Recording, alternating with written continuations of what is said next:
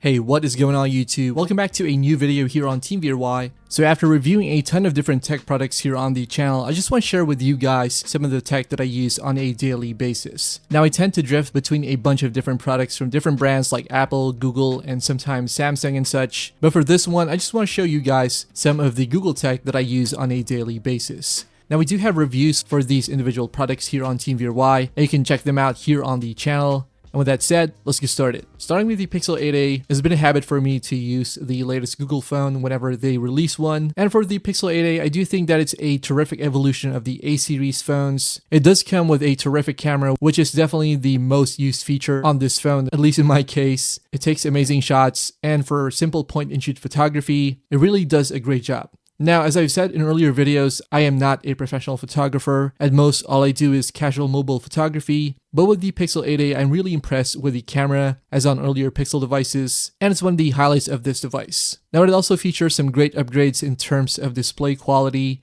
So compared to previous Pixel A series phones, it has a brighter display at up to 2000 nits of peak brightness, and it does get a lot smoother thanks to the 120Hz refresh rate. Now the Tensor G3 chip is also a big improvement over the earlier Tensor SoCs in previous Pixel phones, and overall for performance, it's been a reliable phone. The battery life is an improvement as well over the Pixel 7a and the Pixel 7, for example.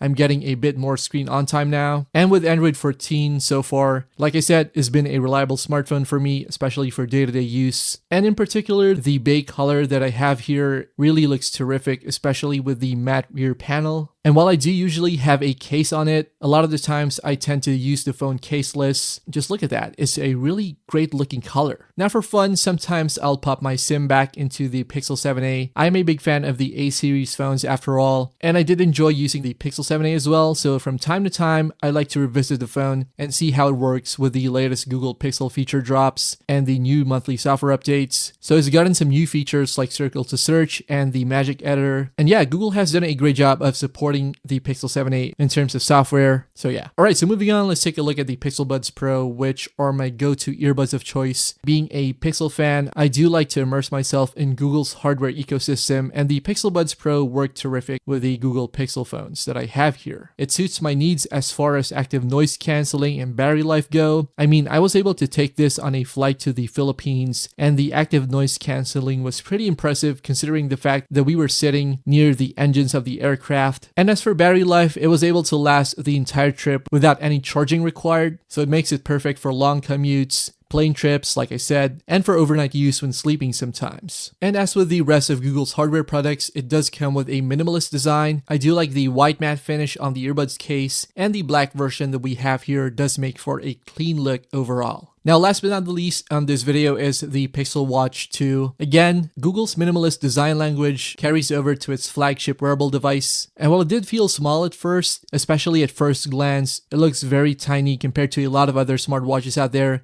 But I've gotten used to the size, and at this point, I find it pretty comfortable. It reminds me of the Fitbit Versa devices, although in a more rounded and circular form factor. And yeah, it's a sleek looking watch. And as for battery life, it's not the best out there. It doesn't last as long as like the TicWatch Pro 5 Enduro or the OnePlus Watch 2, but most of the time I can get it to last a day and more, maybe a day and a half before needing to charge again. Although you really need to be mindful and watch the kind of usage that you are doing with the Pixel Watch 2. So stuff like Wi-Fi and constant GPS use will of course affect your overall battery performance. But of course, the biggest highlight of this watch is that it works perfectly with Google's hardware and software ecosystem, especially if you're using it with a Pixel smartphone, and it comes with other Google services like Fitbit directly integrated into the software. And of course, you are getting the latest monthly updates with the Pixel Watch 2 directly from Google. So yeah, in terms of software, it's a definite winner, at least in my book. Alright guys, so that's the time that we have for this quick video. Let me know your thoughts about these devices in the comments below. Do you go with a different device setup? Are you more of a Samsung fan, or are you more of an Apple user? Don't forget to check out our other videos here on TeamVRY. Thanks a lot for watching, and I'll see you guys